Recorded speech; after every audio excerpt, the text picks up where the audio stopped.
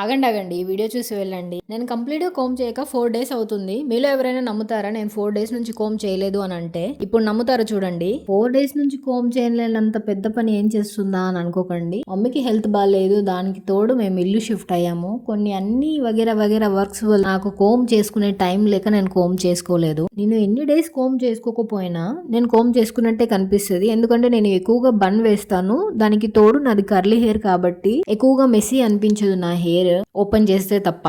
కొంతమందికి curly hair అంటే చాలా ఇష్టం ఉంటుంది, కానీ వాళ్ళకి సిల్క్ హెయిర్ ఉండడం వల్ల అప్పుడప్పుడు వాళ్ళు కర్లీ చేసుకుంటారు. అండ్ నాకైతే కర్లీ హెయిర్ ఇష్టము, ఎందుకంటే యూనిక్ అనిపిస్తుంది నాకు అది. మీలో ఎంతమందికి కర్లీ హెయిర్ అంటే ఇష్టమో కామెంట్ చేయండి. మా ఇంట్లో మా మమ్మీకి నాకు కర్లీ హెయిర్ ఉండడం అంటే అసలు ఇష్టం ఉండదు.